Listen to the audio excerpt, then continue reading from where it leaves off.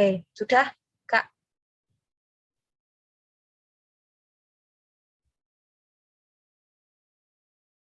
Udah terekam belum ya?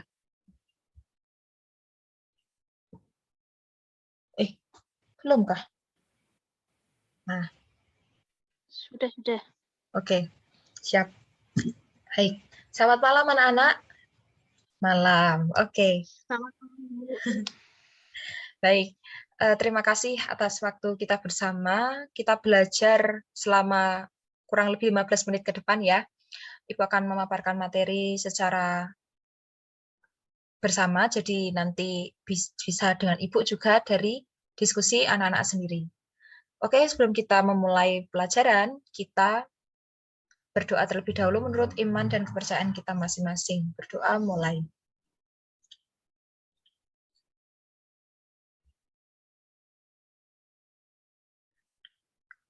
Baik, berdoa selesai. Selanjutnya, Ibu akan menyapa kalian terlebih dahulu. Selamat malam, anak-anak. Bagaimana kabar kalian? Selamat malam, baik Bu. Oke, terima kasih. Ibu harap pokoknya selalu sehat meskipun di tengah pandemi COVID-19 ini. Oke, langsung saja kita permainan sebentar ya, supaya lebih bersemangat untuk belajar. Oke, Ibu mau bertanya nih, berapa jumlah lingkaran putih dalam halaman ini? Nanti yang bisa jawab, Ibu tambahkan poin 100. Ada 5, Bu. Siap, terima kasih. Langsung 100 ya untuk Kak Maruska. Oke, kita masuk ke dalam materi. Siap. Oke, apa sih lembaga sosial itu? Nah, lembaga sosial itu kita langsung pengertian simpelnya saja. Nggak usah pakai hafal-hafalan. Lembaga sosial intinya adalah norma yang ditaati oleh masyarakat. Jadi dimanapun kita berada, entah di sekolah ataupun di rumah, pasti ada aturan atau norma yang kita pegang. Selanjutnya, bagaimana sih lembaga sosial ini bisa tumbuh? Tentu saja melalui interaksi sosial. Misalnya ketika Ibu berkomunikasi dengan Kak Maruska, itu merupakan suatu interaksi sosial. Dan percakapan antara saya dengan Kak Maruska itu bisa menciptakan adanya suatu lembaga sosial.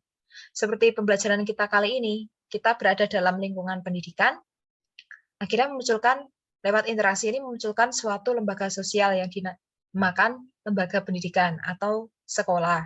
Seperti itu. Selanjutnya, apa saja yang termasuk lembaga sosial itu?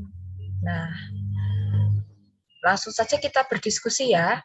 Nah, dari Ibu sendiri nih, sebelum Ibu bertanya kepada anak-anak, kalau menurut Ibu, lembaga keluarga itu merupakan salah satu contoh lembaga sosial yang sederhana, yang ada dalam kehidupan kita temukan setiap hari di rumah. Nah, setiap anggota keluarga itu memiliki perannya masing-masing, misalnya kakak menjaga adiknya, kemudian bapak dan ibu menuntut anaknya, seperti itu. Nah, keluarga itu terbentuk melalui perkawinan yang sah menurut agama, pemerintah, dan adat. Nah, selanjutnya ada lembaga agama. Nah, lembaga agama itu merupakan lembaga sosial yang terdiri atas praktek keagamaan yang telah dirumuskan dan dibakukan menurut iman dan kepercayaan masing-masing masyarakat yang memeluknya. Nah, fungsinya apa? Fungsinya itu untuk penuntun hidup, pedoman hidup, dan sumber kebenaran yang diyakini, yang dipercayai untuk mencapai keselamatan dalam hidup. Seperti itu. Nah, selanjutnya kita lihat nih ada aktivitas pasar. Nah, mungkin Kak Maruska bisa cerita dong ketika pergi ke pasar, kemudian fungsinya apa aja sih pasar itu menurut pengalaman Kak Maruska?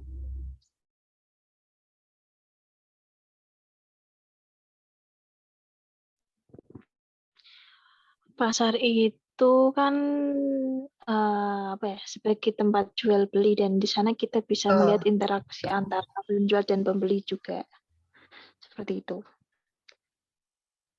Baik, terima kasih atas jawabannya Kak Maruska. Ya, betul sekali. Jadi menurut cerita Kak Maruska tadi, pasar itu merupakan tempat jual beli. Nah, untuk transaksi ya, barang yang kita butuhkan.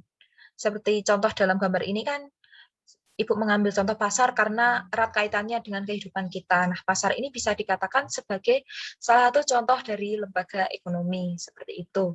Selanjutnya, yang keempat adalah lembaga pendidikan. Nah, saat ini yang kita lakukan itu merupakan salah satu contoh dari lembaga sosial. Karena ada saya, ada Kak Maruska, dan murid-murid yang lain merupakan subjek dari lembaga pendidikan itu sendiri. Nah, pengertiannya tentu kita tidak perlu memikirkan pusing-pusing ya, karena kita sudah tahu bahwa sekolah itu tujuannya untuk apa sih?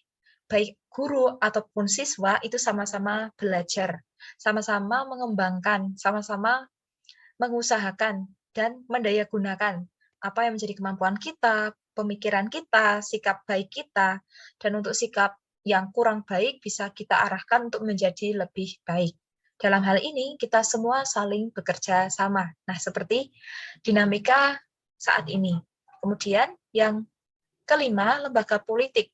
Nah, karena mengingat politik menurut Ibu adalah suatu topik yang berat, jadi Ibu mengambil contoh yang biasa kita temukan dalam sehari-hari, hidup sehari-hari ya. Misalnya dalam pemilihan umum. Nah, pasti meskipun rekan-rekan atau anak-anak ini masih usianya SMP, tapi pasti pernah melihat atau mungkin menyaksikan secara langsung seperti apa sih pemilu itu berlangsung, dan itu merupakan contoh dari lembaga politik. Jadi terdapat aturan dalam pemilu yang kita taati, setiap warga negara yang sudah berusia 17 tahun ke atas punya hak untuk memilih dan dipilih. Nah, seperti itulah salah satu fungsi dari adanya lembaga politik itu. Selanjutnya, fungsi lembaga sosial secara umum, itu yang pertama memberikan pedoman pada anggota masyarakat. Pedoman yang dimaksud itu pedoman seperti apa sih? Adalah sebagai acuan, sebagai dasar bagaimana kita bertingkah laku dengan taat, dengan bijaksana, dengan tidak sembrono, kita lebih berhati-hati dan waspada, agar ketertiban dan kesejahteraan serta keamanan dalam masyarakat itu bisa tetap terjaga. Kan tidak enak nih lempar keluar. Oke, Ibu lanjutkan yang tadi. Kita menjadikan host dulu.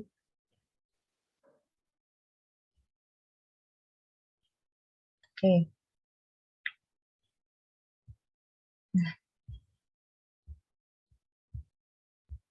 Oke.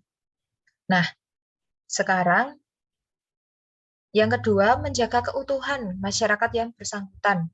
Nah, tujuannya apa sih? Supaya norma dan nilai yang ada ini bisa mempererat, bisa menyatukan masyarakat sebagai satu keluarga, sebagai satu komunitas, satu organisasi.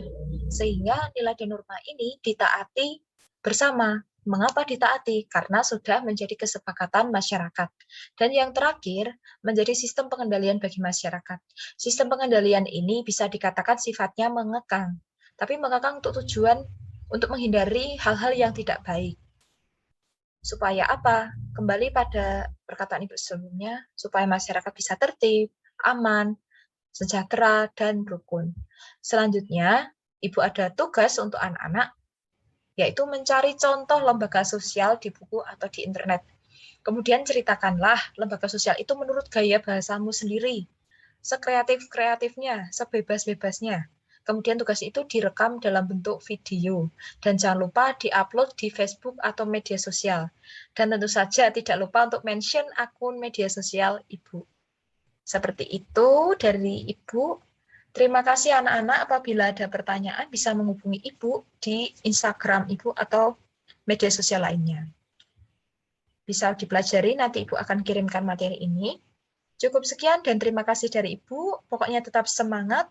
Apa yang bisa kita ambil intinya lembaga sosial adalah norma yang dipatuhi oleh masyarakat. Dan masih banyak contoh lembaga sosial lainnya. Seperti itu. Dan kita tutup pertemuan kita pada hari ini dengan doa menurut iman dan kepercayaan masing-masing. Berdoa mulai.